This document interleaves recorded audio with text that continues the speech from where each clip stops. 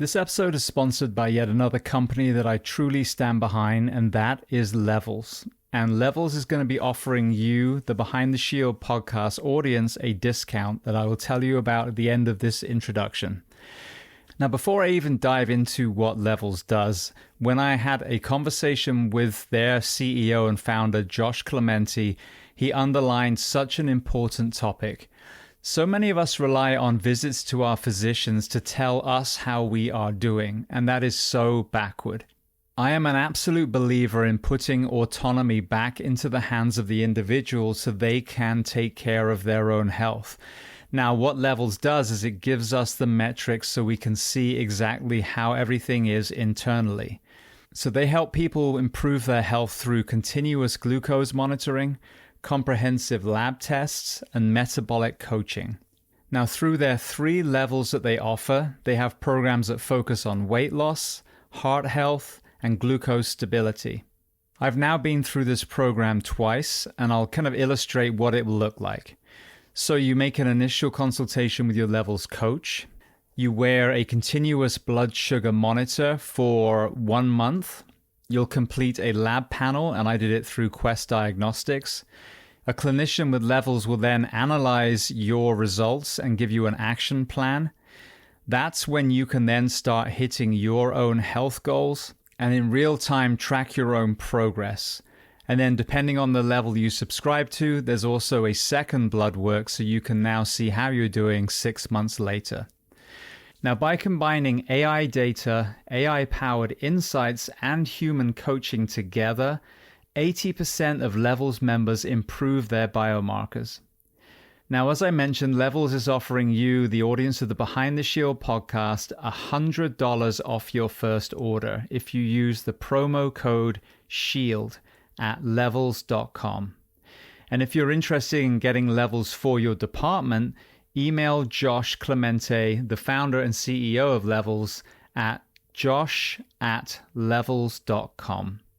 And if you want to hear the origin story and so much more about this incredible company, listen to my interview with CEO and founder Josh Clemente on episode 1159 of the Behind the Shield podcast. Welcome to the Behind the Shield podcast. As always, my name's James Gearing, and this week it is my absolute honor to welcome back onto the show Special Forces and Special Operations leader, Executive Director of the Bird's Eye View Project, and the COO of Tip of the Spear Landmine Removal, Chris Robishaw. Now, if you missed my first conversation with Robie, it was episode 824 of the Behind the Shield podcast.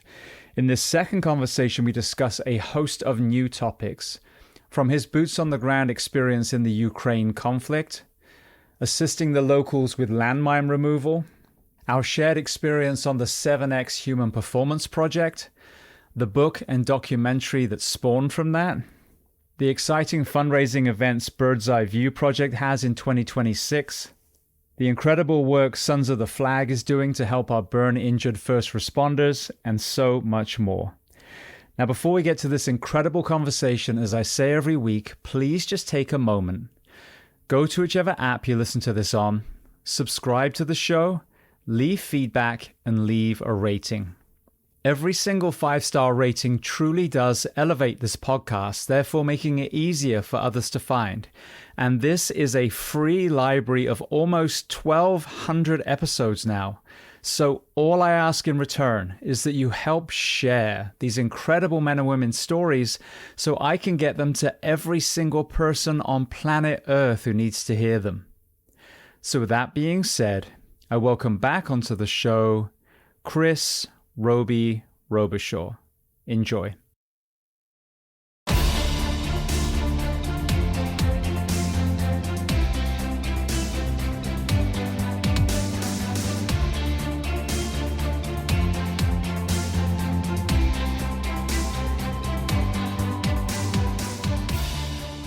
Well, Robie, I want to start by saying, firstly, it was amazing to see you again a couple weeks ago in Dallas, and second, to welcome you back onto the Behind the Shield podcast today. Thank you so much, James. It was such a gift to be able to see you and the whole crew from that 7X journey, and being invited back, I guess, I guess I didn't screw it up the first time, or you're just really hurting for guests. Probably the latter. I was going to say probably the second part. Yeah, I get it. It's hard to pull somebody in over the holidays. No, I'm honored, man. Thank you, James, for the invitation. So where on planet Earth are we finding you today? Yeah, so Northeast Ohio. Looking out the window right now. All the snow is melted, unfortunately. We had a beautiful Christmas snowball, one of the things you shake up, and it was really nice for weeks. And now it's just a muddy mess with muddy dogs, and it's just dreary outside. But Northeast Ohio is where we're at. Beautiful. Yeah, we're gonna have sunshine and warm days for the next few days. It's gonna get cold, I think, in a few days' time. But what's cold? It's hard to like 50s in the days, and like 30s at night. Yeah, unacceptable. Yeah. Arctic. All right. Well, as an icebreaker, I think, because we'll get to 7X and bird's eye view and all the other things, but sure. An area that I'm not very well versed in, I've talked a lot about, I had guests from, Iraq, Afghanistan, Gaza, some of these other conflicts that we see towards the Middle East, but the Ukrainian conflict. And I can't remember if we even talked about it last time, because I want to say it was before it kicked off. So if you wouldn't mind, kind of give us a backstory politically of how this even happened. And then I'd love to kind of hear about some of the humanitarian stuff you and your colleagues have been doing. Yeah. Okay. So I am the Chief Operations Officer of Tip of the Spear Landmine Removal, the 501c nonprofit. And then we also have a sister NGO, non-government organization registered in Ukraine, also called Tip of the Spear Landmine Removal. So it's two organizations, but one being established in Ukraine and being recognized as an NGO just kind of opens up more doors. Tip of the Spear Landmine Removal, as the name and title implies, founded by this amazing, brave Ryan Hendrickson, just superhuman. After having been blown up, nearly losing his leg in Afghanistan many years ago, well, not too many years ago in Afghanistan, his drive to continue to help people, Ukraine came up, and he found a really, really impactful mission for himself there, removing landmines for the villages. He was actually there with a church group running elderly out of the combat zone while bringing humanitarian supplies in. And while he was there, he saw some of the contamination by elements, explosive remnants of war, we call it ERWs. That's the industry term. And so while he was there, he just started chucking minefields mines out of the way. There's probably more calculated than that, but with his expertise, and then he found that there was an incredible need for it. So he founded Tip the Spear Landmine Removal. And from his vision, we've just really focused on what we call humanitarian demining. That's not a doctrinal term necessarily, or if it is, it doesn't describe what we do, because we do without money, meaning without charging fees. We focus on the humanitarian side. So parts of Ukraine that have been liberated or under Ukraine control, or repatriated is a term that's thrown around. It's mostly farm fields, and we go out and help the farmers get back to their land and uncontaminate, I guess, all the minefields. And I don't say all the minefields. We are just scratching the surface, but it is a Herculean effort. But it's a monster. It's huge by different accounts. The minefield situation there. It's the biggest minefield in the world. Both sides have been employing mine warfare, and both sides haven't really registered or recorded where they put the mines in the minefields. The only commonality is they're using the same ones. But it takes a lot of battlefield detective work. And I think that's why we're we're quite effective, because finding the minefields is tough without a record, right? And, U.S. doctrine and NATO and the Commonwealth, we record, we do everything we can to mitigate the effects of mine warfare after hostilities. A lot of our mines are sophisticated and they blow up on their own. They detonate, self-detonate. but not these. These are old Soviet style mines, and both sides use them, and they're out there. So I'm sorry. Back to the battlefield detective work. We are special operations veterans for the most part, and of course, bomb disposal or EOD, explosive ordnance disposal professionals. And I think you really have to have a military context going into it, not only because of mine warfare, but you have to put yourself in the mindset or through the view of the person that emplaced the mines. In other words, what were they trying to achieve? If I was operating in this area, whether I'm an aggressor or a defender, and I'm going to put in a minefield, where am I going to put it? And then you reverse engineer that to why am I going to put it? And then you kind of go a little bit further back, like what resources would be available to me to put the minefield in, whether it was mechanical or manual labor. And then how does that tie into the grander picture of a layered defense, rather on a large scale or even just, a couple hundred acres of a farmer's field? And so you have to do a lot of that. And what we'll do, I guess, relatively typical is you interview the villagers and the farmers. Now we're going back 3.5 years now. And so, but you have to ask people, so, back when the mines were put in here, what do you remember seeing?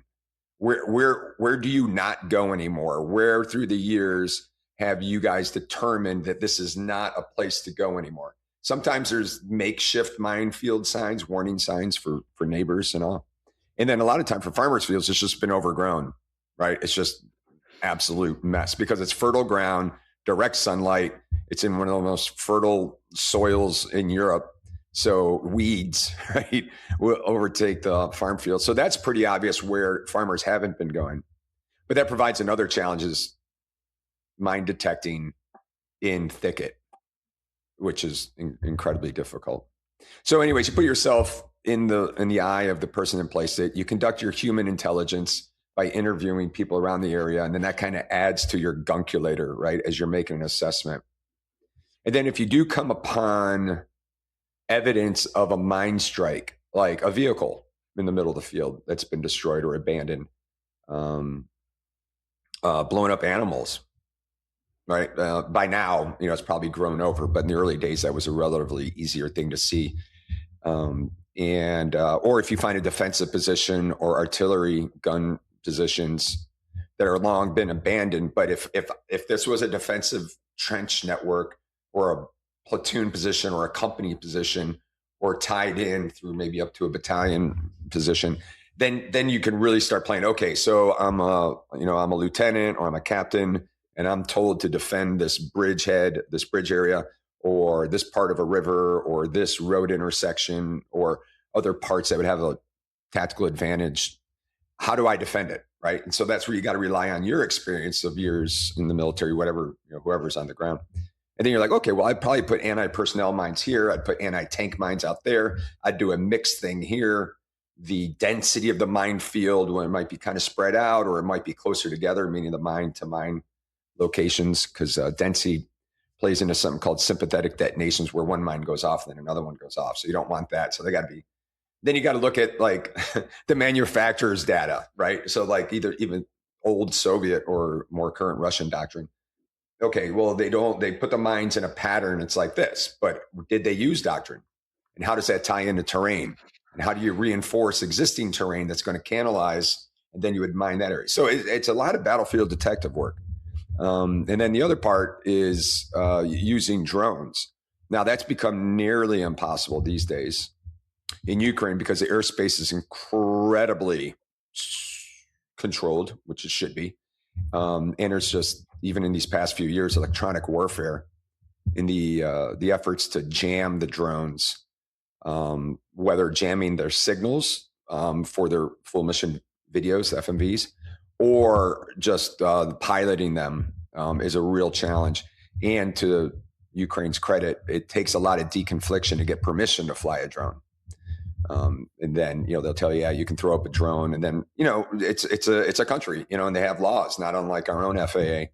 You can only go up to a certain altitude, and you're always at the risk of losing your drone because it could catch a bandwidth of some electronic warfare that's just going to Z it out, or otherwise just fry it or cancel the operator pilot, remote pilot to the aircraft, and it'll just interrupt that signal and crush it down. So that part of it is more challenging from a humanitarian point of view.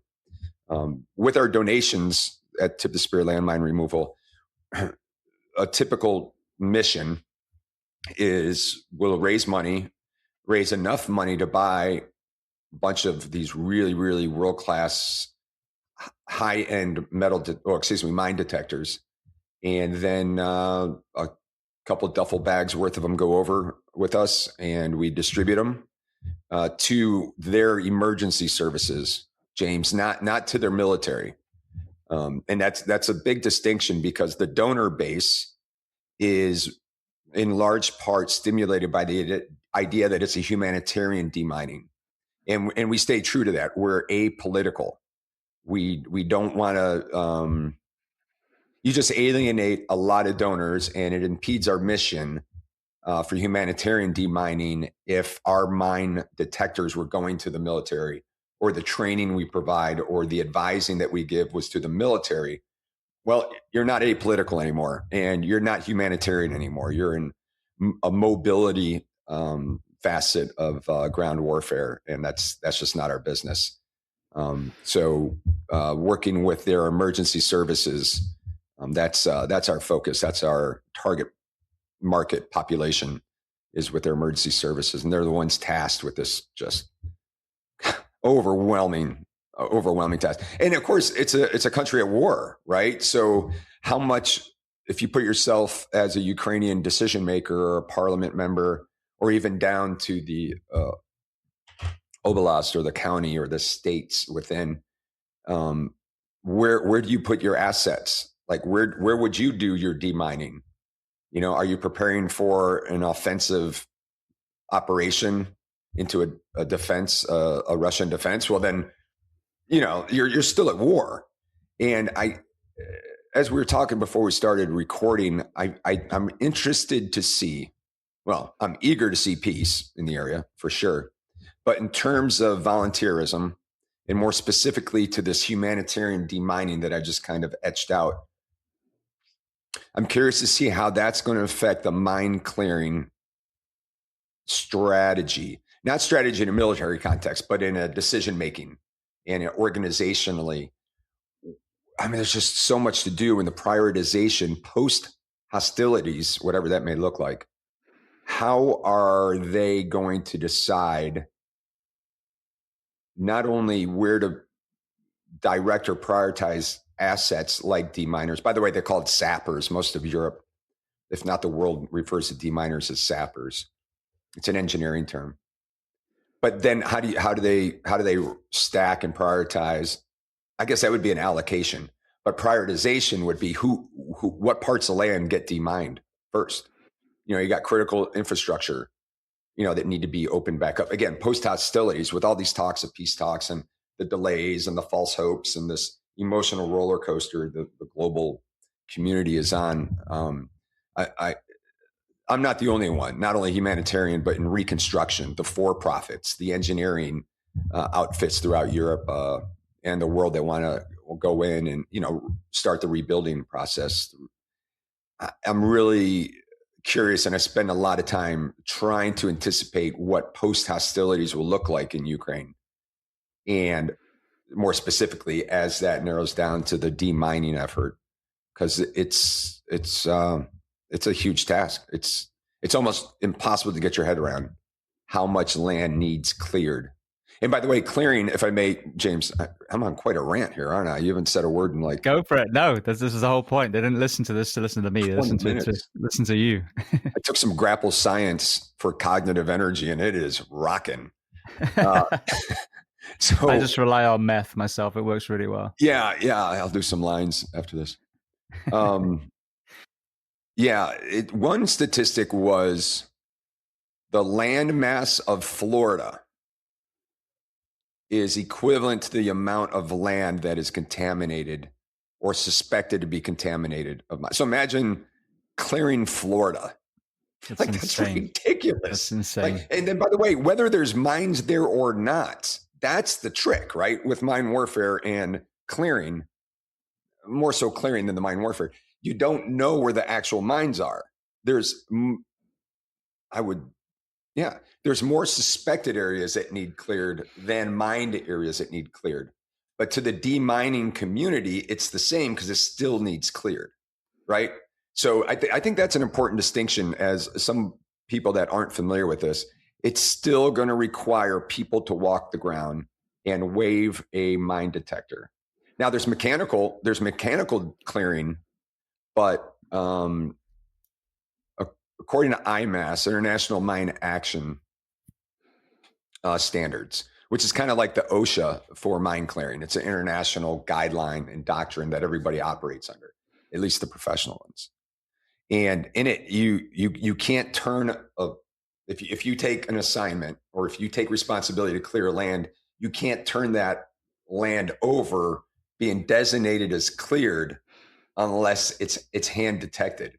So even if you have these mine rollers or these flail machines or these spades that disrupt the earth in an effort to detonate mines or move mines away, that's a military thing. I mean, you can flail, and some of the farmers have some really ingenious things that they've done with their tractors. And you can do all that, and you will have mines detonate, or things that are subsurface will surface, and that's fine. But it's still got to be walked. It's still got to be hand wanded. Well, wanded, that's not really a thing, but hand cleared with mine detectors.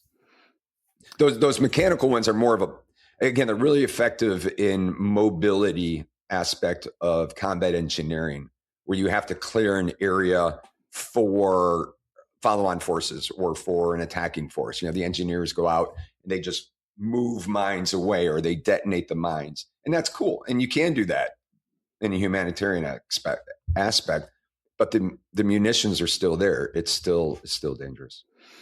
What about the rats that supposedly can help with that? Have you heard of that? I think it was in Southeast Asia where I saw that. Okay, yeah, Southeast Asia and Africa. In Africa, they're doing that. Yeah, that's cool. That's pretty creative. And I want to say it's an emerging technology, but is it really a technology? But the idea of training the rats, and letting them go out and in an assigned lane. I'm not really sure how that works. I've never worked with them. Personally, I'm not a big fan of using canines, just because they're they're amazing animals, and I just personally can't get behind the use of canines. Nor does tip of the spear. Ryan's not a big fan of that either. So that's one of our non techniques. Like that's off the list. I don't think anyone's using rats in Ukraine that I know of. Yeah. What is the backstory of the conflict, and then what are you hoping as far as a peace deal? Okay. Wow. All right. Now this is a very political question. So I will address it as Robie from my perspective. This is a really important, preface that this does not reflect the views of tip of the spear landmine removal Ukraine or tip of the spear landmine removal 501c3 out of Florida. So my personal views is there needs to be peace. I think that, okay, so let's start there. Everybody wants peace, for sure. Now, I don't know much. I volunteered, the invasion was in early March, or was it late February? And then I was there within 30 days doing humanitarian work, not demining, just putting in doctors and engineers into positions where they could help out. So I'm not a scholar of the invasion, what precipitated it, in terms of if Ukraine broke a treaty or if Ukraine was going a direction that was outside of something that maybe they promised. And then Ukraine's like, well, you broke this treaty, so we're going to break this treaty. And then there's the idea of, that the Russians have been in there for over a decade, on the far eastern side, Donbass. And then they claim that they're protecting ethnic Russians, from the pro-Western government of Ukraine. So I don't know much about the preface. But since the war started, I personally look at it as Ukraine already won. if you recall, Russia invaded with the intent of dominating all of Ukraine, overthrowing the pro-Western government, and then just setting Ukraine back up like it was back in the Soviet Union days. It would be a satellite, I don't know, republic or a satellite bloc country. Remember those terms from the 80s and early 90s?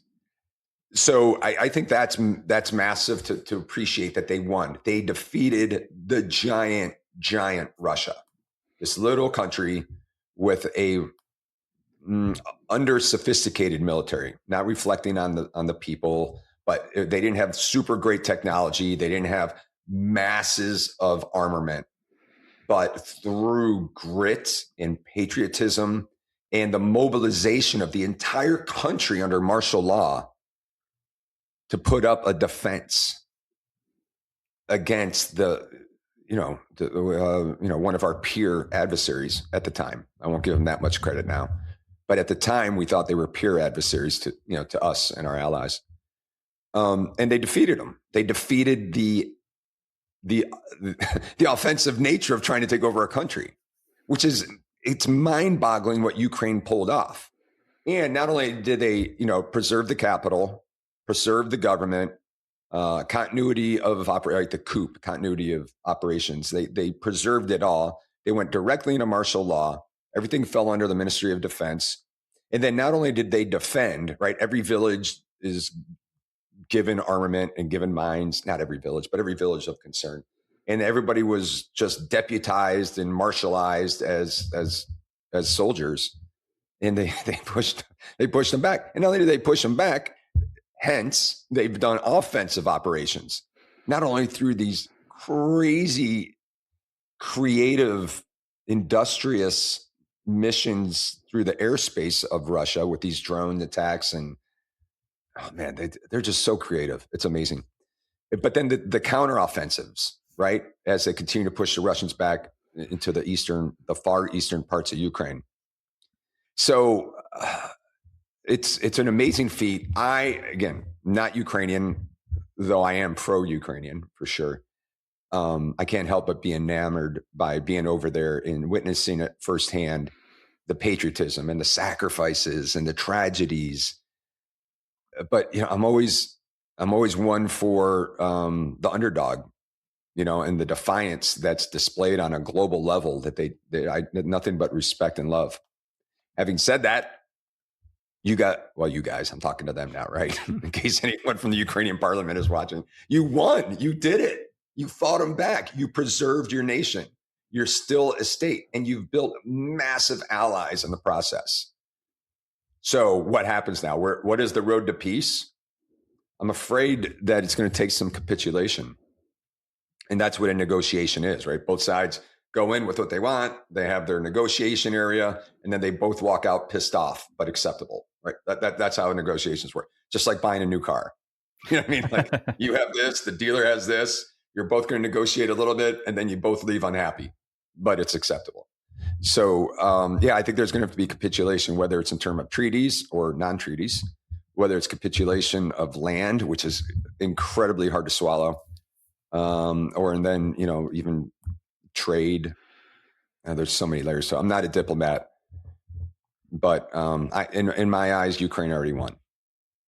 En masse, I don't think that most people buy into most of these conflicts that we're sent to. Like I always say, World War II, especially when people really found out what was going on behind closed doors, no one questions that conflict to a point. Now, the events leading up to it, could that have been stopped in its tracks? Yes, I believe so. But you're, an 18, 19, 20-year-old allied soldier going in, being told what's happening. I think it's pretty cut and dry. Okay, there's absolute horrific things happening that we need to go stop. But so many other conflicts, a lot of the Iraq veterans that have come on here, for example, being told one thing, years later realizing that wasn't a thing anymore. The same as the young Russian, recruits. I just don't believe that most of these people woke up one day and said, I want to go to war against those people. But over and over and over again, these wars are started by these few politicians, wealthy people, etc. And yet it's not their children that fight these wars, it's everyone else's children. history has seen this repeat itself over and over and over again. How do we break that cycle of putting, farm boy against farm boy over invisible barriers that these two people are going to benefit from and the masses are actually going to lose from? Wow, that's great. That's a great point. I was kind of formulating my opinion while you were explaining that. I think what happened in Ukraine in terms of both sides' willingness to continue to prolong the war, and again, hopefully it's going to end soon. I think the reason that it's so hard to negotiate is both sides are just rooted in their belief in the war. It's not a token gesture. The conflict in the Caucasus recently, like that, those were like border insurrection things, and people had to rattle their sword, and okay, that's no one's really spirited about that. But what happened in Ukraine, I think, is Ukraine is an incredibly young country, right?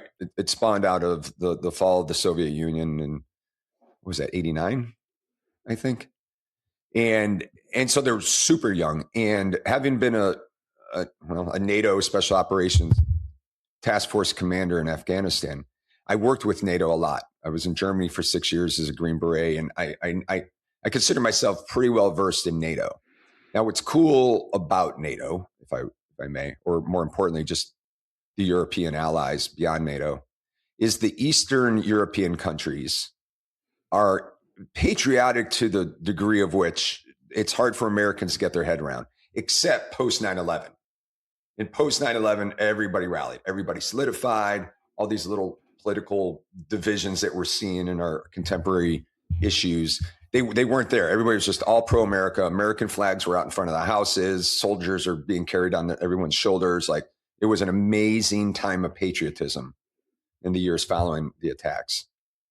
Well, that's not unlike what Ukraine and the other Eastern countries in Europe are like. They're only 25 years old, 30 years old, and they're incredibly patriotic. So they're, with patriotism, dense patriotism, comes motivation, comes lack of tolerance. So imagine as an American, I know this might be hard for you, James, but if we gain our independence in 1776 and by the end of the war or whatever, so let's say it's 1800, right? And you're American, you're only like 15, 20 years old, and you're pretty excited about your independence. You're pretty excited about this new rule of law that you're living under, and it's what people were seeking out, and now you have it, and you don't want to give it up. You're never going to give it up again. You're never going to want to go through such a bloody fight, but still the principles are ingrained in you. And I think that's what's going on with these 30 or 40-year-old country. I'm sorry, my math is dismal, but being a new country, they're all in. In a lot of them, whether it was NATO in Afghanistan or just traveling throughout Europe for different conferences or exercises, the patriotism is incredibly admirable. It's awe-inspiring. And Ukraine, I mean, there's Ukrainian. If I was a business person in Ukraine, I would invest in whatever color dye, radiant blue and radiant yellow, because you would make a killing in the flag industry. Just the Ukrainian flags are everywhere, and there's these beautiful murals and on buildings in the larger towns, and the political posters and the billboards, and it's everywhere, and it's really inspiring. Okay, so that's half of it, right? That's a country that's like, we got remember they went through like a little revolution of sorts, right? And then they had the pro-Eastern, the pro-Russian government got replaced with pro-Western. And then Russia started doing those operations out east to liberate the Russian ethnic epicenters in Eastern Ukraine, right? So now we're in conflict, right? Now, combine that with the Russian extreme Jedi mind tricking that they can do on their massive population, where despite the internet, they own all the news sources, and they have so many different mechanisms of influence with internal to the Russian Federation that Putin can sell anybody anything, and they're going to believe it. Now, don't get me, there's dissidents in Russia, and God bless them. And there's always going to be that. But by far and large, even the widows and the mothers that are losing these young Russian soldiers, despite all that, there's still an ironclad grasp on the Russian perception of what's going on in the war, and in a greater context, their perception of the West. So Putin he's the guy behind the curtain in The Wizard of Oz. He can manipulate everybody's perception. And I say everybody's, meaning the vast majority. So there's your perfect storm, James. There's your perfect storm. An incredibly patriotic country with just David and Goliath type of enthusiasm. And then you have a massive country, one of the most powerful countries in the world, with a completely brainwashed, not completely, but overwhelmingly brainwashed population in the Federation to fuel that war. And then of course, then you go into, you can cut each one into more slices on each side. But Russia can sell it. Putin, he can sell why they're in Ukraine.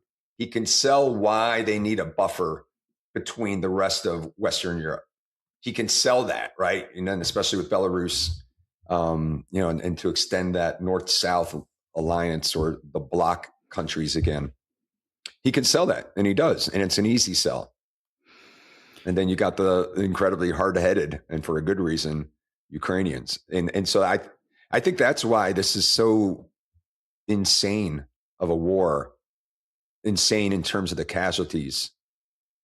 The Ukrainian soldiers refer to the Russians, at least this one unit did, it's a story I heard. They refer to the Russian soldiers as condoms. I don't know the Ukrainian word or the Russian word for condoms, but they call them condoms because you can only use them once. They show up and they get slaughtered. Like, Russian soldiers don't fight 2-3 battles. They'll fight a battle, they'll die, and then more Russian troops will come in. They're one-time use soldiers. So, and I heard morale's pretty crap, Well, that mirrors World War II, what we heard about Stalin, and that was the thing. And the body count of the Russian fatalities was horrendous. And that's part of their military culture, if not their societal culture. Yeah, that willingness, that sacrificial willingness, is it's something that we can't get our head around. Mm-hmm. Yeah. Well, my whole thing is, I was just thinking about this the other day. When we're all born, and I've referred to toddlers all the time. It's the perfect analogy. You put a group of toddlers in a room.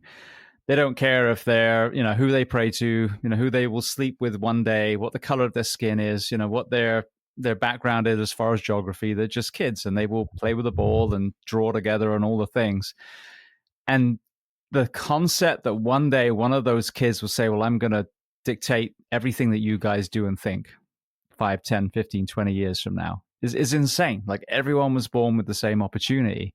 And so when you see this, when you see people get to this position of power where they dictate a nation and create misery and war and all these things, like the fact that we still tolerate that even these days is mind-blowing. And it reminds me kind of a really, really profound thing someone told me. They were talking about someone else's work, but they said you've got civilians and you've got citizens. And going back to your post 9/11 comment, I would argue that we really saw the citizens of America stand up, the patriots, not the nationalists. And here we are now, barely 2 decades later, and, cleaved apart. And I would say, the last 9 years or so. So that spans both sides of the aisle.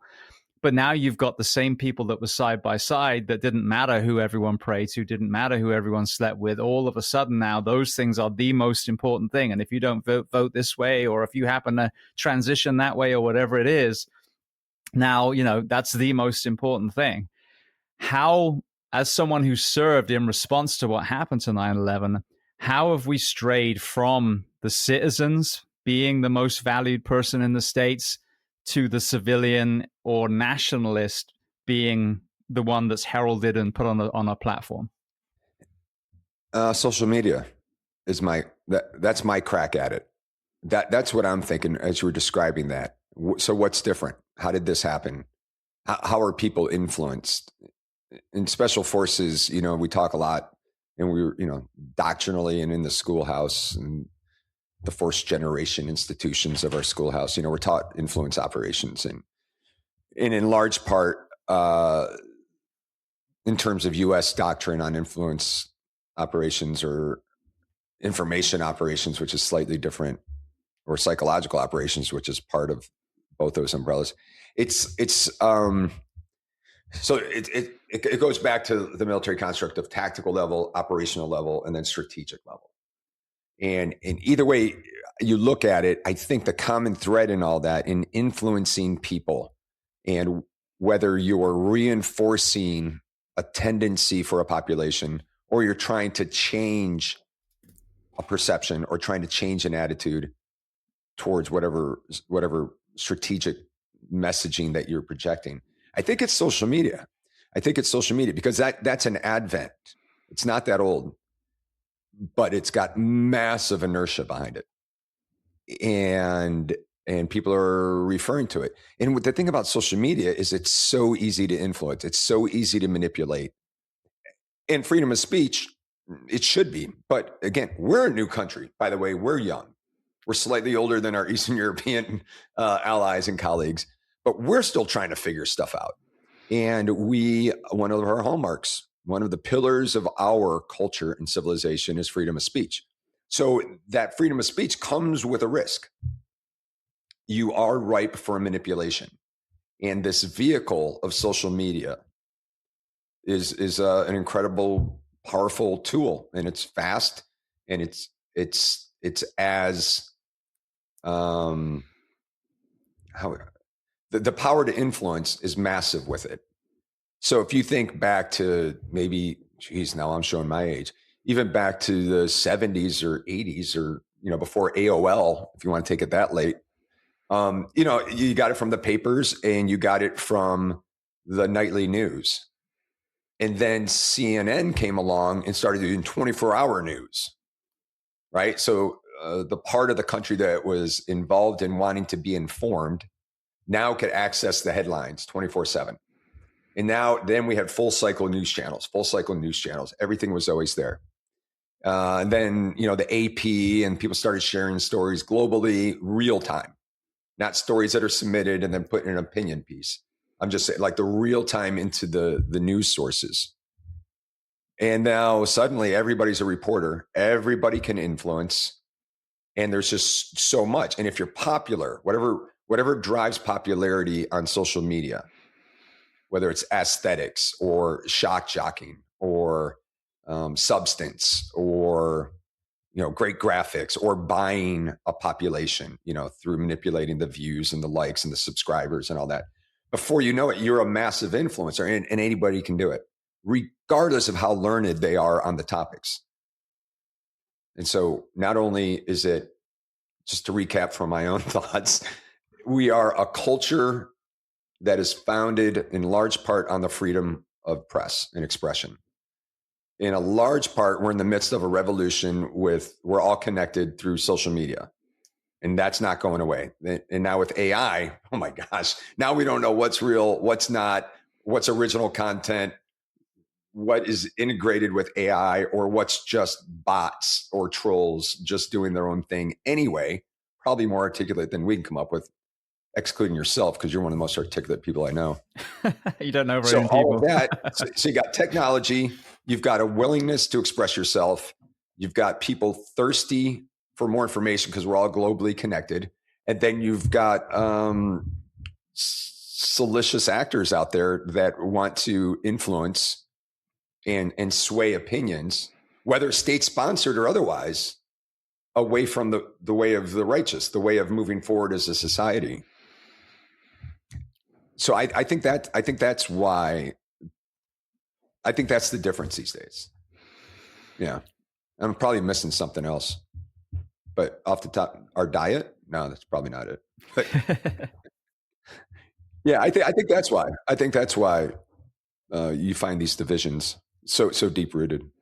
Well, I've just found purely observationally, I've been on Instagram for, I forget how many years it is now. I think pretty much since I started the podcast. So probably 9-10 years. And in the last year, my site got shut down twice, my page. I know.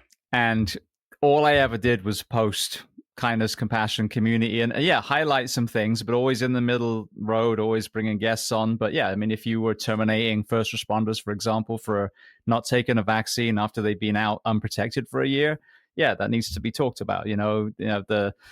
The back and forth in Gaza, and then now we're talking about collateral damage of tens of thousands of children. Yeah, that needs to be talked about. And if that's putting a target on your back, then, so be it. But what I realize is, even from the popularity and, what really takes, it isn't that. It isn't the conversations bringing people together. It isn't the middle of the road reporting. It is the extremism. And I'm sure if my site had nothing but guns and Bibles and porn on it, it'd probably have 1 billion views by now. But, you talk about bringing everyone in, whether it's, deliberate or just simply supply and demand, the algorithm does not like kindness, compassion, and community. It just doesn't. Tragic. Yeah. It goes back to, sex sells. And I'm not referring to,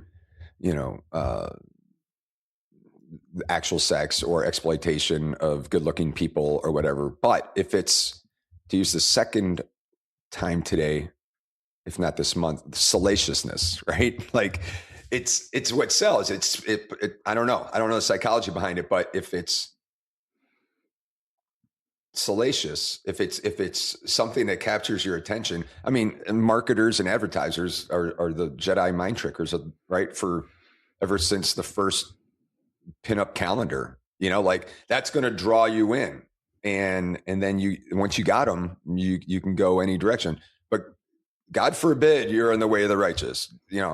God forbid. Like, why aren't people that are doing motivational things or not unlike yourself addressing suicide rates and exploring solutions? How is that not at the peak of views, right? But it's not. It's an uphill battle. You'll never compete with the whatever that human nature is, and that's sociology and psychology, and that would be interesting if I was a younger person and had time to figure that out. But it's too bad, and I don't know if that's going to change. That might be human nature. I don't know, but it's almost embarrassing, isn't it? It kind of shows you our fragileness, I guess, or our closed-mindedness as a en masse, that we don't seek out. I was in one of the places I lived through the 30 years in the military. We had RT, Russian television, and we had Al Jazeera, both on our cable subscription list, right? It was just one of the things. And I would spend a lot of time watching both of those because I already knew what our stance, as whether it's American culture, American politics, or American military. Like, I already know that. I don't need more of it. I'm in. You guys got me. I'm a patriot. You know what I mean? Like, I'm in. As a young country, we're trying to level out to homeostasis as a culture and as a country. But to see, I was more intrigued about how we're perceived, or how are we being sold to the rest of the world. Again, being relatively NATO-centric, European-centric in my assignments. I found that interesting, and that's where I would spend my viewership. Was that, because that was surprising. That was surprising and alarming. But yeah, we're just ripe for it, man.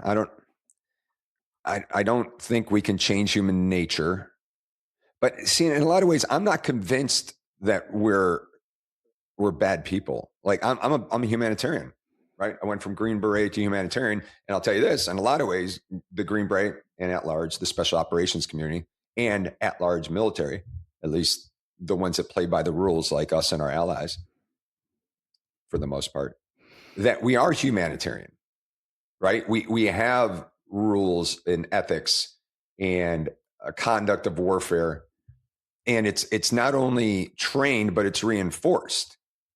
Case in point, the reattack on that vessel off of Venezuela that's in the headlines is under scrutiny. Now, you can argue whether it should be or it shouldn't be, but the beauty is that we're arguing about it. That's fine. Let's argue about it. Let's explore it. And it's not so much about that particular engagement, but if that's the centerpiece right now, right, whether because it's on the news cycle or lack of other things to talk about, or because this might be sparking a broader conflict, the fact that we're examining it and we're broadening it, and this wouldn't happen in Russia. This debate whether we're supposed to reattack a vessel or with non-combatants or non-hostiles or whatever, treading water, and I don't know. I don't know. I know land of law conflict relatively well. I'm not up to date, but let's talk about it. Let's argue it. Bring up your point. That's healthy moving forward. That's how we get better. And it doesn't matter who's right or who's wrong. Well, I mean, it does matter because that will affect, the future conduct of maritime warfare and stuff like that. But the fact that we're debating it is healthy, for sure. That's how we propel. That's how we grow. That's how we mature, and that's how we're going to make it, as a civilization and a government that lasts for centuries. We're young. We're super young. Yeah. What surprised me when I thought of Al Jazeera back in the day, you were thinking, okay, this was the terrorist television network. But right. I, actually originally from social media, I started seeing them recently, at least, reporting in a very non-political way. Now, of course, every station has a leaning. I'm not saying that at all, but it reminded me more of the BBC than it did any version of Fox or CNN.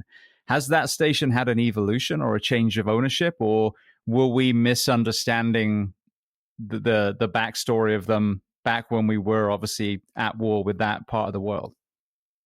Well, I'm not up to date on Al Jazeera.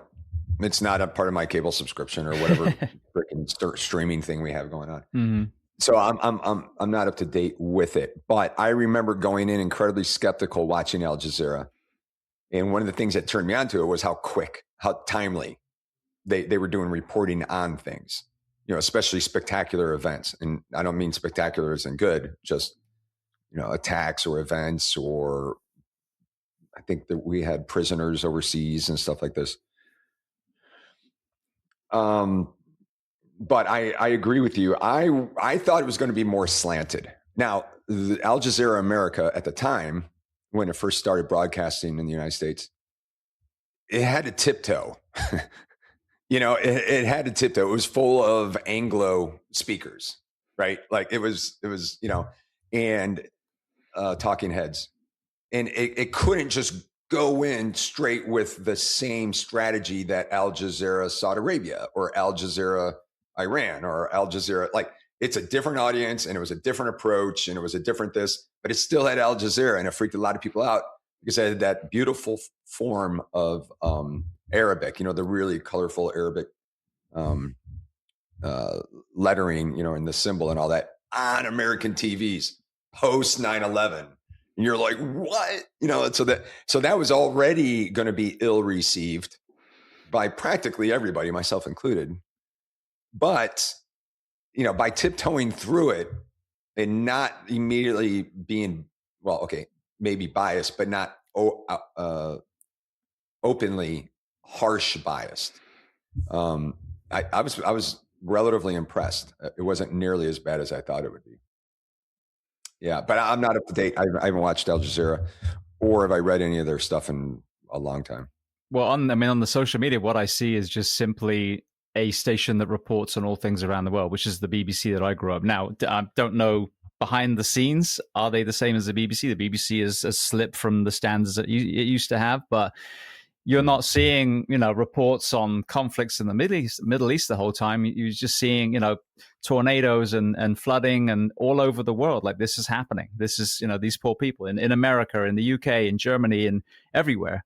So my perception of what they were a long time ago has changed, and I'm looking at this going, okay, well, they're just reporting everywhere. Now, again, does that mean that every person at network has, good intentions? Who knows? Does everyone in Fox or CNN have good intentions? We know that's a no. So that's our own fucking news people.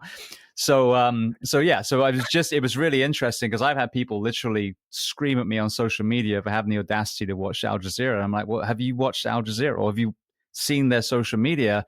This is literally, this tragic thing that happened over here, that they're reporting on that. If they just had a political, stance and that was it, all you would see was this one-sided propaganda, but that's not the case. And so for me, it was just, changing my own perception and going, I thought it was this one thing. I'm cautiously seeing this as something else. So, very interesting. Like you said, that knee jerk of, well, if it's coming from this part of the world, it must be talking about this one thing.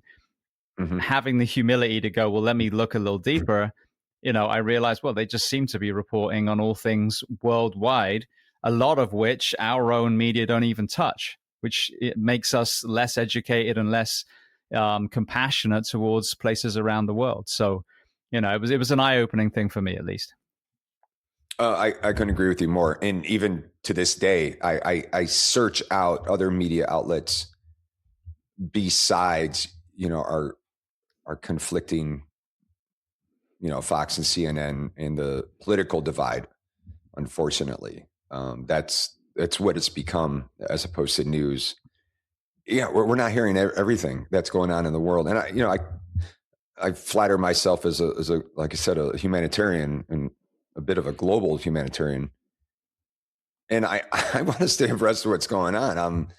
I'm definitely, because I know the U.S. I know it. I've lived all over it. I'm proud. I devoted my adult life to it, and I'm sold. I got it. And then I watch the political things, because I do want to know. I have my own beliefs and can't agree with everything there. Can't agree with everything there, and that's all fine, and that's great, and that's the beauty of having a healthy culture and a healthy political environment, is that there's so much out there, but it's just so amped on their messaging.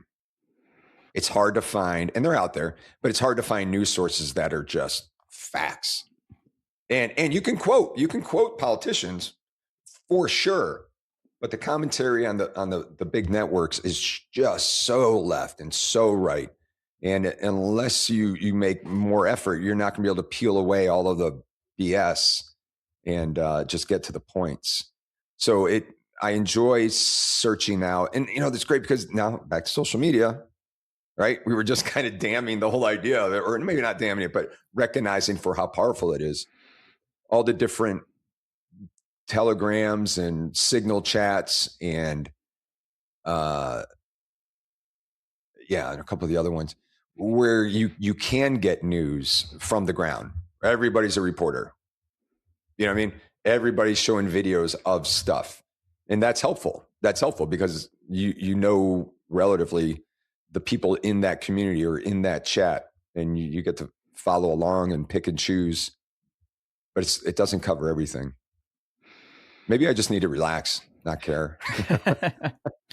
Well, one more question, we'll get off this topic, but I think it's such an important conversation for people that served, that went over there, flag on their shoulder, and either they were first responders here, deployed overseas. But from my perspective, having been from another country, moving here 22 years ago now, 23 years ago, it seems to me that if you have a system to choose a president, that you have to be incredibly wealthy to even play the game, and you have to receive lobbying money from companies that you're going to then help out when you get in, that the chances of getting one of the country's best leaders is basically zero. how do we change the system? Because I mean, we keep fighting over the blue tie and the red tie, and in my opinion, it's the same kind of person usually every 4 years that makes it there. How do we change the system so that we actually can get? Because you and I both know people who are incredible leaders of all backgrounds. How can we change the system so the real good servant leaders of the United States of America actually have a chance of making it to that position? James, I don't know. I think that's going to take a massive rewrite. I am learning that the special interests and the lobbyists and the campaign donors have more influence in the future of America right now than the citizenry. Yeah, I think that's what I want to say. Yeah. So how do we go back to the cream rising to the top? How do we get to the best people leading us through this insanely paced world that we're in right now? And not by money, whether it's special interest, campaign donors. Yeah, I don't know. You'd almost think that, even just kind of pulling back to our own conversation just now, that social media can be used as a platform for good. And maybe that's the answer, because the population gets to speak every day, not just during an election cycle. Maybe we're in the midst of a change on how our leaders get into their positions. Aside from money, I mean, it's all about money, and I'm not naive to that. But this isn't the 80s, 90s, and even 2000s where you only get to see what's going on, or balance your views with other views and think. We've got 24-hour news cycles, biased for sure. We've got internet where you can do your own research, and then we got social media, which is internet or not. And then people that you respect or people that you're on board with bring up things, and you finish watching an episode or whatever, and you're like, yeah, that's how I feel, right? Or didn't know that. I'm going to add that to how I feel, and then that's only expressed during voting, whether local, state, the different midterms and stuff like that. Because absence of all that, then yeah, we're all just slaves to the money and the donors, the major donors and the lobbyists. So maybe I'm sure there's a really crafty colloquialism for it, but maybe what we perceive as dangerous might be our salvation. Yeah. Right. I've always said, the Winston Churchill said, and I'm paraphrasing, you can measure the greatness of a nation by the health of their people. And if you look at the health of the American people, physical health, mental health, that's spanned both aisles for decades. And as we sit here now, 70% obese over 40% obese, over 70% of the population is overweight or obese. We have a mental health crisis. Our children have to rehearse their murders in their schools. That's both sides. So it's not, well, it was the Republicans that did this wrong or the Democrat. No, this is the way that we're choosing these people is obviously not working. The proof is in the pudding. We've got gangs that ravage, cities, and we got, the failure of drug prohibition, all these areas that clearly there is a leadership void. And if people gain, billions, if not trillions, when we're at war, when we're fat and sick, when we're scared, so we buy more guns, whatever the thing is, then where's the checks and balances for the American people? And I think that's it. We've got to take a step back and go, is this system working? And I would argue if the nation is cleaved and you're either one side or the other, in like World War I, then maybe, just maybe, it's not working. Because to me, a real leader pulls people together and a tyrant divides people. And again, I'm talking both sides of the aisle. So I think you're right. Hopefully there'll be an awakening where we just go, look, it's the same freaking, what do they say, same circus, different clowns, or whatever the term is. I mean, we're all, one of my guests is put it perfectly. One of my guests said to me, Imagine you're in medieval England and you've got the peasants at each other's throat over something. He's like, where are they not looking? The castle. And that's exactly it. We got to realize that we've been pitted against each other. I'd really say deliberately on most areas. People are tired. Mm-hmm. They're financially stressed. They're overworked. They're underslept. And you could see the lack of critical thinking when the COVID thing happened and people lost their fucking minds. So I would love to see everyone just take a step back and go, look, it's 2025 now. You know, the original documents of this country were written a long time ago. What can we amend so that we remove lobbyists from influencing or buying our politicians and put it back into a system that I don't know, maybe some other country has already figured out, where it allows anyone of any background to rise through the ranks and be the leader of their nation? Yeah. Again, I maybe this is our salvation. I'm optimistic, and I'm eager when I meet critics of the United States when I travel. Not in a hostile sense, but just at the pubs or the bars, and people are like, "Oh, America, boy, you guys really need to get your shit together," or whatever. I have fantasies of throat punching people and stuff, but more on a civil is, hey, we're young. We're trying to figure it out. We're moving forward. We are doing well. It's not easy. But our culture is changing. Our technology is changing. Our economy is, up, down, sideways, all over the place.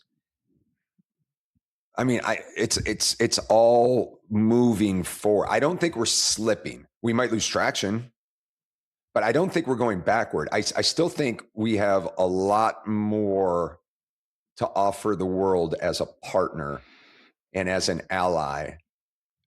Again, whether it's diplomatically, once we figure all this out, but through information, militarily, which there's still a need for, and economically. I think we're moving forward. Sometimes it's fast. Sometimes we're just spinning our wheels, but we're young and we attract the greatest minds, and our workforce is talented and eager. Our farmers are amazing. Our industry and the industries are amazing. Like we have everything we need to keep going.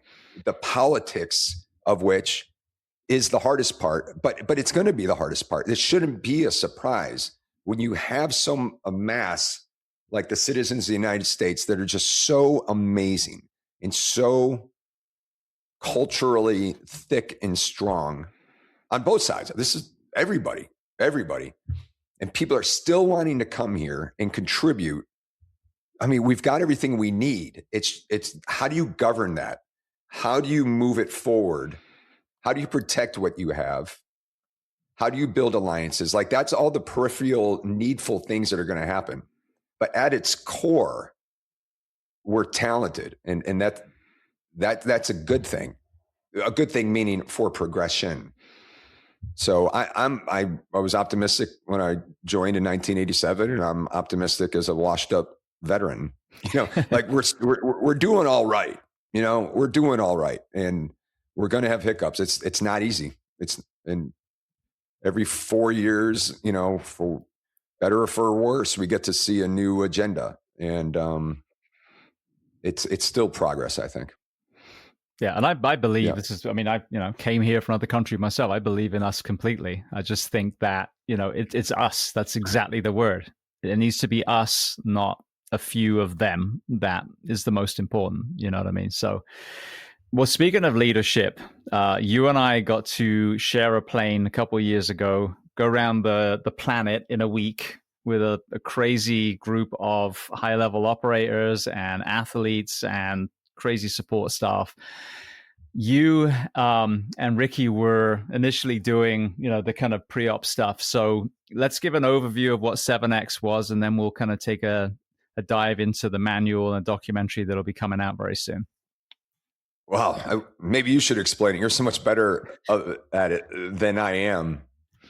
But I guess I'm in a position to give my best shot as the executive director of our nonprofit, the Bird's Eye View Project. And the Bird's Eye View Project is what in the world of charities here in the States is considered a pass-through organization, where we raise money and then we distribute the money to a list of affiliates who are on the ground working with veterans and first responders in different ways to address their mental hygiene and how they're getting along, and then ultimately to see if we can make a dent in this suicide rate amongst our first responders and veterans. So in doing that, our mechanism at the Bird's Eye View Project is to do what we call like experiential donorship. And we put on these really fun events, if not extreme events, where the donors will join us for an adventure. And we'll talk about some of the ones we have lined up in 2026. But in particular, to what you and I shared, which was the most magical week of my life. And I've had a lot of magical weeks in my life, but this one was absolutely amazing. So what we endeavored to do was take these when I say world-class athletes, I mean the top tier endurance athletes, and take them around the world in 7 days to go to 7 different continents, run 7 marathons. We also brought along, again, world-class. It seems like I'm diminishing the term world-class, but it's very true. These pioneers in base jumping. And they were going to skydive and or base jump on the 7 continents. And then it included, a quick plunge so that we can kind of round it out. And the idea was that to put these athletes through the ringer of 7 marathons in 7 days in 7 different climates, 7 different altitudes, 7 different everything with minimal sleep because we lived off that airplane. And all the while gathering data, medical and physiological and cognitive data off of these athletes.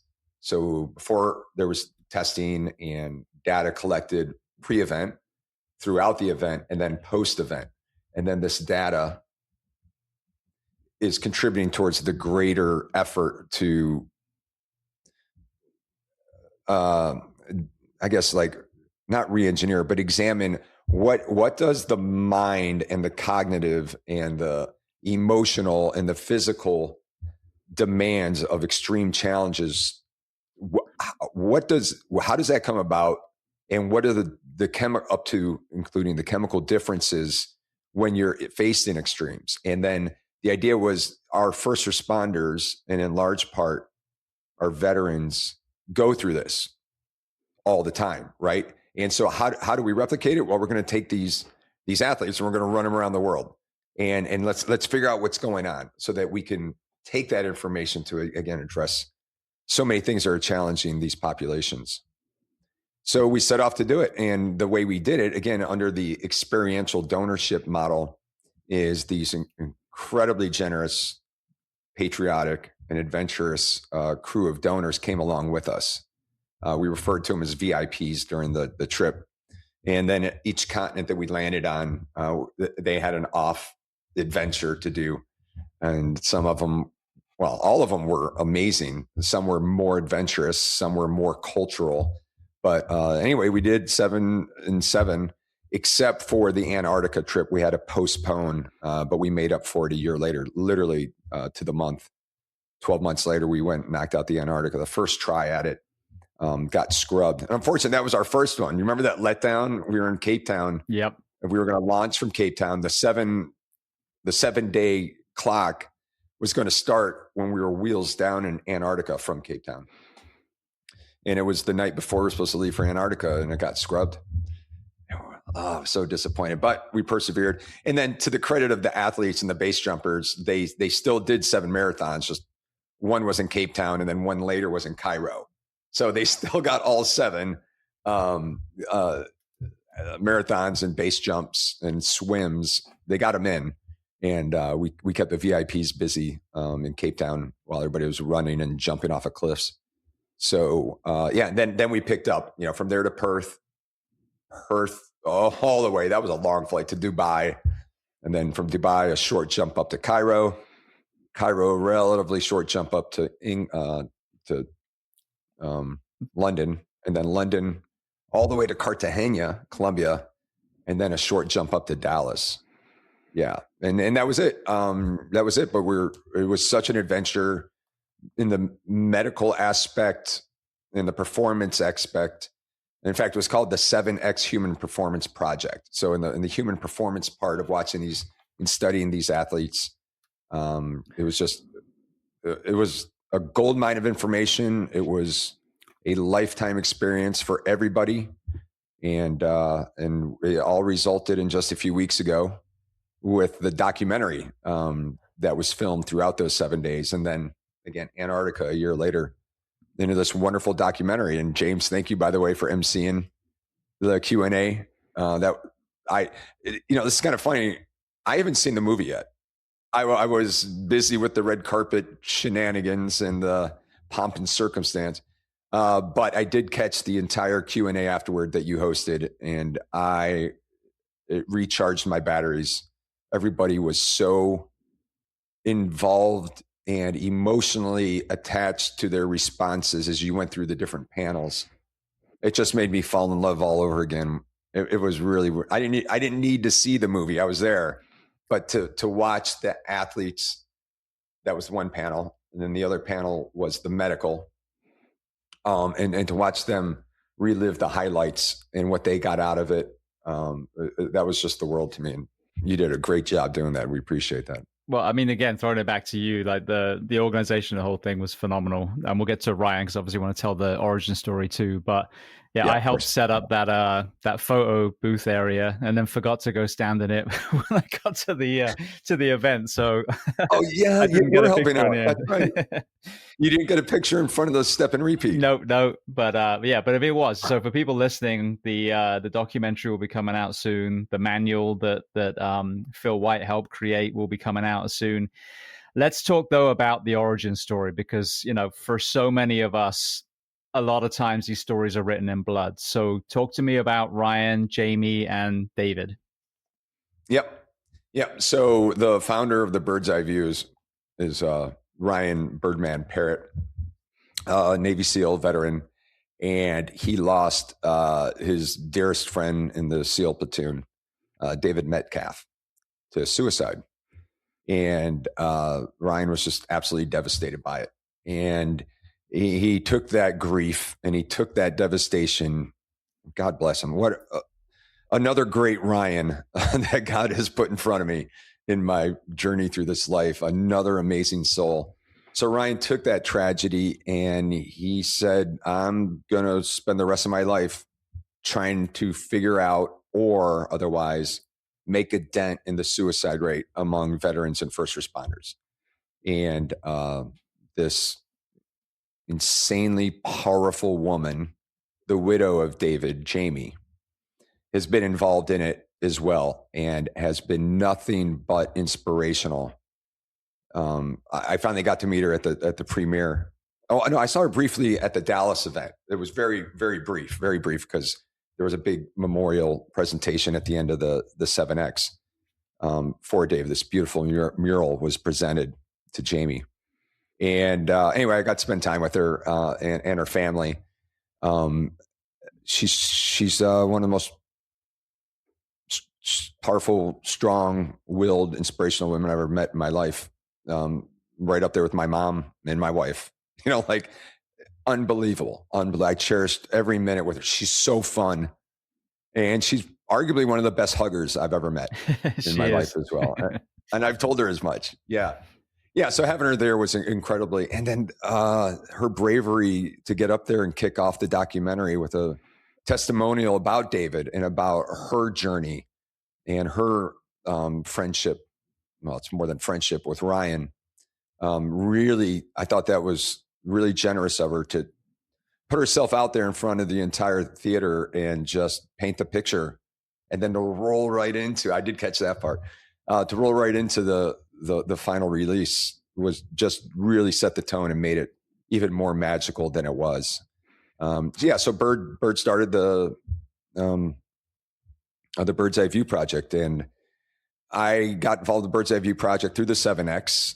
he asked myself and one of my guys from the task force in Afghanistan if we would go around the world and do what we call a PDSS, or a pre-deployment site survey, or commonly referred to as a recce, right? That we would go to all these cities around the world and kind of set up things that in 6 months would be the journey.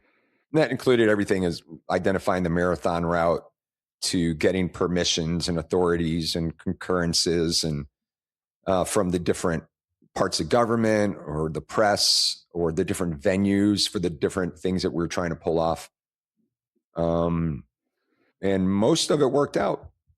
It was interesting that so we did 6 weeks traveling around the world, kind of solidifying the plan.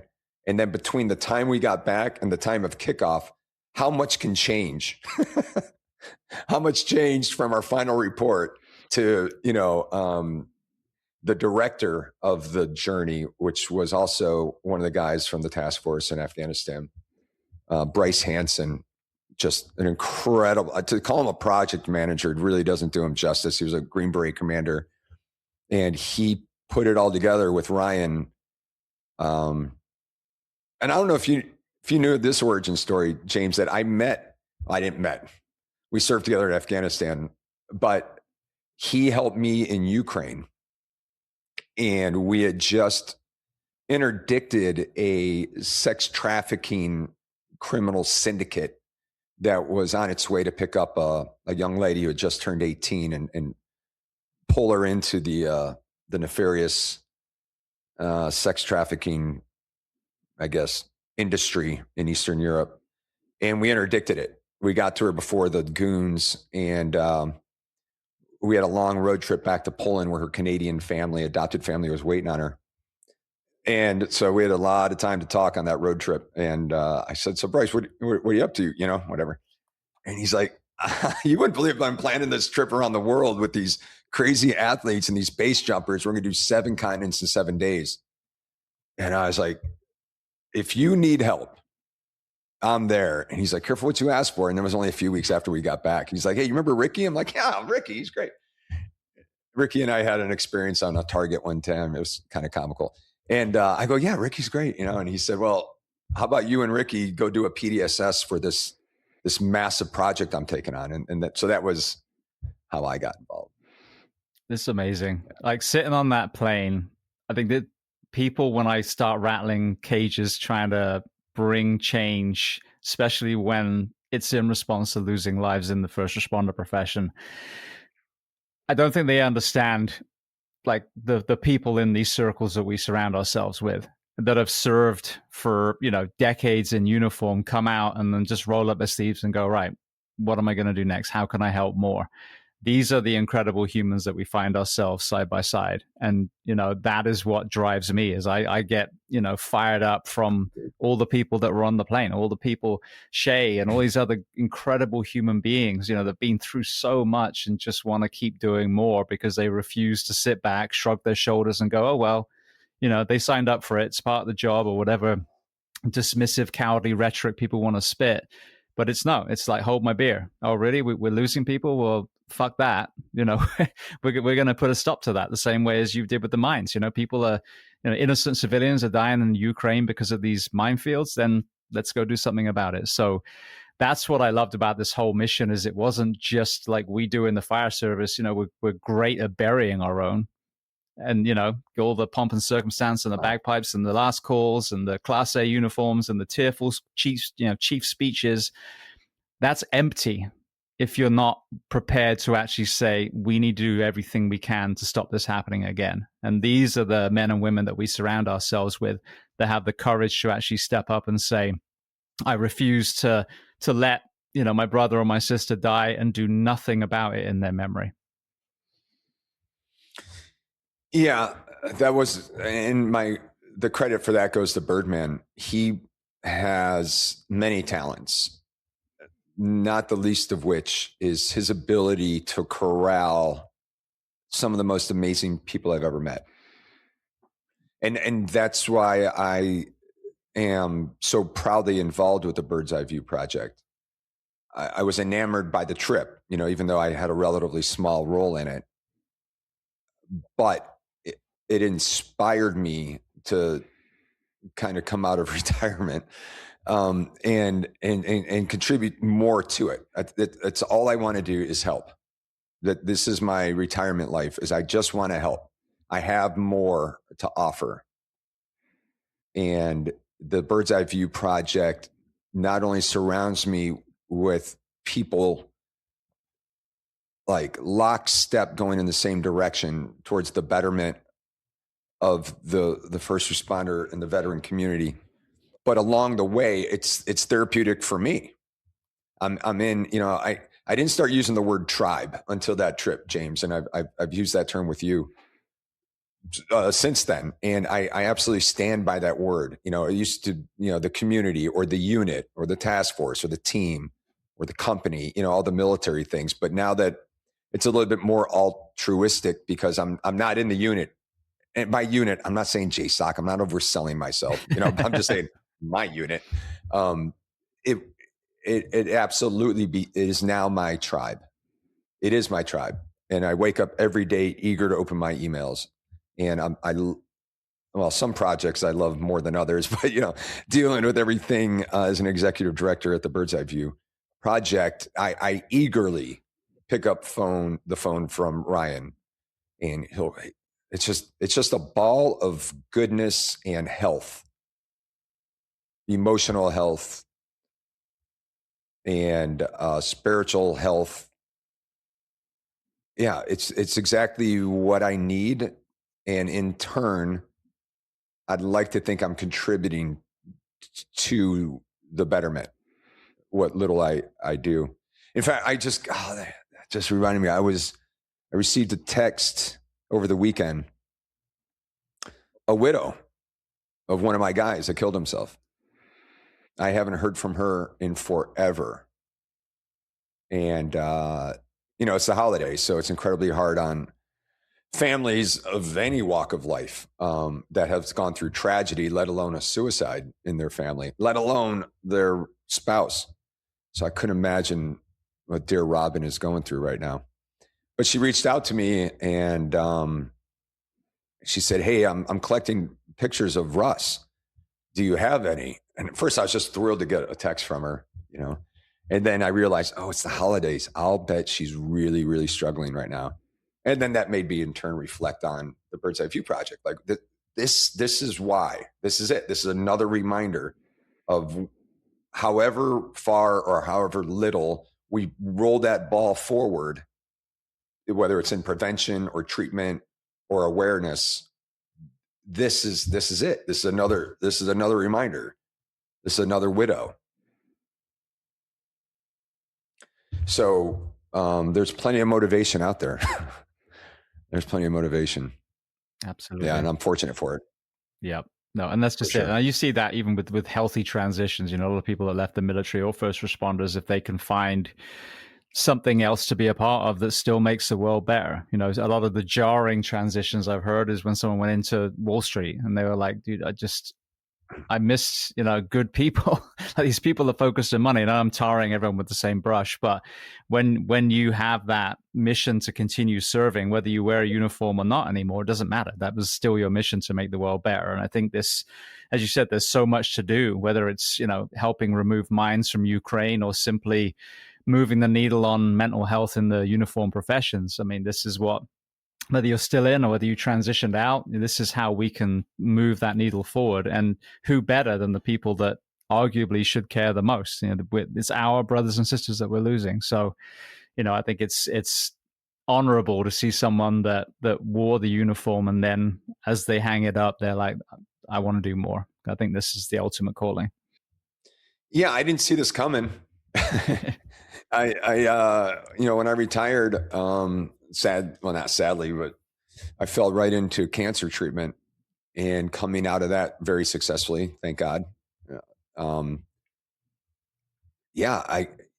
didn't see this coming, and I can't wait to see what the next. Everything keeps falling into something I just really want to dig into. It seems, and whether it's providence or just luck or blessings, I can't wait to see what the next month brings. It's been a nonstop adventure. Even cancer treatment, an adventure, not a good one, but it was an adventure for 5 years, and it's not letting up. I think my son's going to be turning 16 in February, so I think a lot of it's going to be the remaining years that he's under this roof, the adventures of being a teen dad of an incredible young man. Yeah, I think. I mean, I keep thinking I know what's going to be coming around the corner, but I don't. It's great. I'm again blessed and lucky for sure. Yeah. In fact, maybe that's a good way to lead into some of the things that we're doing next year with Bird's Eye View Project. I was going to literally say that's a good segue, so you already beat me to it. Oh, I didn't even mean it. No, it's perfect. That was not pre-scripted. But okay, so what's become a bit of a hallmark since the 7X? I don't know if we'll ever be able to top that one, the 7Con, the Human Performance Project. But what's become a hallmark for us is these commando fantasy weekends that we've been doing that are so much fun, and there's so many layers to it. But just to break it down, the donors come to Dallas, and then we take them through a 3-day commando fantasy camp. And it's not a screamo. It's not an attitude adjustment. It's more of a comedy show. The last one, we had 80 participants, and then we had 40 special operations veterans volunteering to be the cadre and instructors and role players and stuff like that. So basically, it was like he had 40 comedians. So it's a 2-to-1 ratio. You know what I mean? Of 2 clients and then 1 comedian. If you break it down by that metric, and it's just so much fun. But what it is, it's a couple of days of training, and then it culminates on Saturday night with a full mission profile, including a helicopter infiltration and exfiltration onto a force-on-force target scenario through a bunch of structures, and then a massive, what are they calling it out, MCE, mass casualty event that they have to fight through as a team and just rip through some aid bags and just do what they can before we whisk them off in a helicopter. And then they go to their debriefing. It's gained a ton of popularity, the complexity of it and the variety of things. So I'd say it's like, I don't know, 80% training and then 20% of the exercise. And with it, so these are the layers. So one is the clients are going to have the donors, right? They're going to have an amazing time. And not only do they get to hang out with a bunch of special operations veterans, which they long for. I don't get it, but they enjoy it. I think they're just a bunch of clowns, but they're really, really good at what they do. And so they get to, kind of mix and mingle. And we have a social, and they get to hang out with the special operations veterans. And not coincidentally, but commensurately, the veterans get to hang out with these amazing, patriotic, and benevolent Americans that donate a sizable donation, and they're successful business people. And the veterans really get a lot out of hanging out with a population of America that they may not necessarily rub elbows with every day. And the last event, the last event on a Sunday after the rappelling was something that Birdman calls the war room. I call it speed dating. But of the 40 volunteers, if they have a nonprofit of their own, or if they're an artisan, like a knife maker or a gun suppressor company, or if they offer their own training, or if they wrote a book, or if they do artwork, we set up like a small convention hall, and everybody set up a table while everybody was out rappelling 60 feet off of this building. And then when they came in, they just kind of socialize and check out everybody, because everybody knows each other. Like you've already done drills, and you're already shooting at each other with paintballs and sim rounds, and you already did the social, and so now everybody is really intimate. And we only gave it an hour, and we ended up letting it go for like 2.5 hours. Like people were on the verge of missing their flights because we didn't want to stop that kumbaya cohesion that was going on in that room. I kept looking at Bird, and I'm like, hey man, we gotta wrap this up. And we're both, talking about, we're like, we can't interrupt this energy, this lovely atmosphere that was going on in this big room. So that's one of it's kind of the networking back and forth. The donors get to network with each other. I'd say about half of them are from Dallas, half of them flew in from as far as Canada and Florida. And and then the donors learned some pretty rad skills, like home defense, CQB, and some really high-end immediate trauma medicine. A lot of hemorrhage control, shock, a little bit of airway. And then, by the way, the donors leave with a pretty sizable medical pack, brand new medical, but they're trained on everything in it, which is cool. And then at the end of the day, it's a fund generator for the charity. And it's fun. Now, I would argue, for me personally, what I get out of it is I'm back in the team room. I'm back with the boys. It's like just total team room antic jackassery. But just like in the teams, you're going to deliver an incredibly professional product. But you're literally crying, laughing along the way. And it's sophomoric and it's toilet humor. But we're all, and again, I'd say it's 1/3 we're police, firefighters, EMT. The rest of us were all special operations veterans. And we had some trauma nurses in there. But it's like, I don't know. I told the clients, as I briefed them for the full mission profile, I said, if you ever want to be in an action movie or wonder what it's like to be in an action scene in a movie, this is as soon as you get on that helicopter for the next 35 minutes, you're going to be in an action film. And you're going to apply all the skills you learned in the last 2 days to it. But chalk one, get over there. You got to get in PC posture because the birds are waiting on you. And it's just like this massive, just a ball of excitement and high-fiving and selfies and just a magical experience. So that was a long preface. We're going into to use a NSW term, our next evolution. SEALs say that, Green Berets don't say that, but I guess I do now. So our next evolution is we're going to do it again in 2026 in the fall. I believe we're templating it in September. And registration is open for that. And due to its popularity and feedback from a lot of people, we're also going to run a Black Ops just for women. And that's going to be Black Ops Valkyrie. And this is the first year we're going to do that. We don't have many female participants in the Black Ops. We do have some, and we wish we had more. But we thought, well, let's try one and we'll tailor it just for women.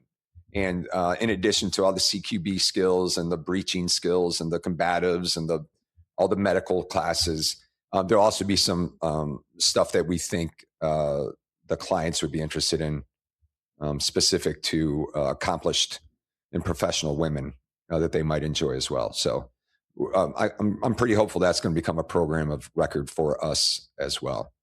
And then the other line of effort that we're working on is extreme athlete program. And this is where, through a series of vetting and interviews, we'll pick an extreme athlete and we will help them raise money. And in turn, it'll be a fund generator for us as well as they prepare for, we will help market whatever stunt they want to do, an extreme sports stunt of some kind. And we'll partner with them and produce the event. And then in turn, the proceeds from said event, in addition to raising awareness and all the public appearances, leading up to the event and post-event, but that will also be a fund generator for our affiliate list of beneficiaries from the funds that come in for that as well. So those are all kinds of internal things, but that's what I'm here for. So that's what 2026 is looking like. I know that means you and I are going to cross paths again, James, and I treasure every minute of that to come. For sure. Yeah, likewise. I mean, again, I'm just thinking back to 7X, like in Cartagena with some of your brothers from your team. That was a good one. That was so much fun for an Englishman to be out there shooting all kinds of weapons. That was an Englishman's wet dream. and then skydiving over the pyramids and running. I've just interviewed Ash, who's one of the guys that met us in Hyde Park when the lads were running there. So yeah, it's hard to top as far as, like you said, the actual trip itself. But every single time we come together, it's like, no one left. It was amazing. I want to go to where people can find all these things and if we have any dates on the manual and the documentary. But just before we do, tell people listening about Sons of the Flag, because obviously that's quite pertinent to the fire service. Yeah, so Sons of the Flag is another amazing nonprofit. Again, same population though. I believe it's mostly firefighters, but it includes veterans and other people, victims of fire, and it helps pay for the research and the treatment of people that fall into their portfolio. That was an incredibly impersonal term. I'm sure they don't use that term, portfolio, but the list of some of the heroes that need financial assistance with their burn treatments. So Sons of the Flag, again, Birdman, it's just right on par with him devoting his life, in a benevolent sense to help people from the tribe. So where can people find Bird's Eye View Project and all the other nonprofits that we talked about today? Yep. So just like most nonprofits, it's mostly website based. So tip of the spear landmineremoval.org. It's a long URL, but tip of the spear landmine removal, no spaces, of course, .org is the website there. And there's donation links. And Ryan goes on every mission, and he does a really good job documenting the training and the landmine removal, and also will capture the sister organization, where we're training the emergency services, the landmine to the spear landmine removal Ukraine. Again, a Ukraine registered NGO, non-government organization. So that's a pretty active website. But Ryan does a really good job. If you want to subscribe to some of his content, it's really exciting because it's him in the minefield doing stuff. And it just blows your mind, the size of the stones it takes to go out in a minefield. I am not a bomb technician. I don't recover mines. I'm just the operations guy. But Ryan and the team go out there. It's just absolutely inspirational. I'm so fortunate to have met Ryan Hendrickson and to be invited to the team. It's just great. And then most what we're talking about just now was the Bird's Eye View Project. So that's Bird's Eye View Project, no apostrophes with the S. So birdseyeviewproject.org. That is the website that we're just talking about with 7X and the Black Ops. And the Black Ops registration is open right now for Valkyrie and for the Black Ops proper. By the way, the Black Ops Valkyrie is templated to take place in April. So that's going to be amazing. Yeah, and then we also have a pretty good active social media accounts on Instagram and Facebook as well. And if people want to find you personally, where are the best places? Well, my LLC is incredibly inactive because I've partnered up with the Ryans, as I refer to them in my family. I guess through either organization. I am considered Robie at Bird's Eye View Project and Chris at Tip of the Spear Landmine Removal. Yeah. But just visiting those two websites are primarily. I'm also on LinkedIn, Chris Robishaw, and then OnlyFans account, but that's probably not appropriate for your audience. That's it. Yeah. Brilliant. Well, mate, I want to say thank you so much. It's been such an amazing conversation. Obviously went some different routes this time, and rightly so, especially obviously with the Ukraine thing, because you're boots on the ground. This is the kind of conversations I want to have, not with someone that saw it on the news, but someone who was actually there and whatever we're talking about. But it was so amazing to see you a couple of weeks ago. I'm excited to see what 2026 brings. And I want to thank you again for being so generous with your time and coming on the Behind the Shield podcast. James, I will never pass up an opportunity to see you, whether digitally And again, well, this is one of the beauties of the Bird's Eye View project is I know I'm going to see you in person again.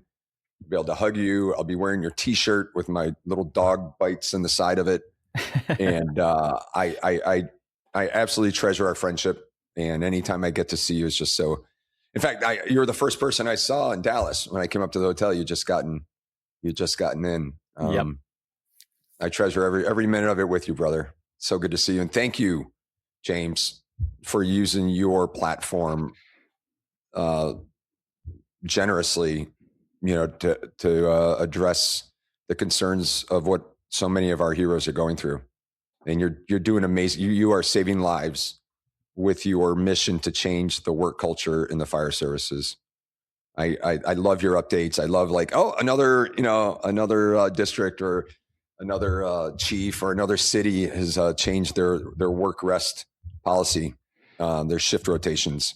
You're onto something good, brother. You have momentum, and the community is better for your involvement. So I hope you take stock from every once in a while. You're incredibly humble, but when you're alone, I hope you take stock. You're making an impact, and for that, I'm grateful.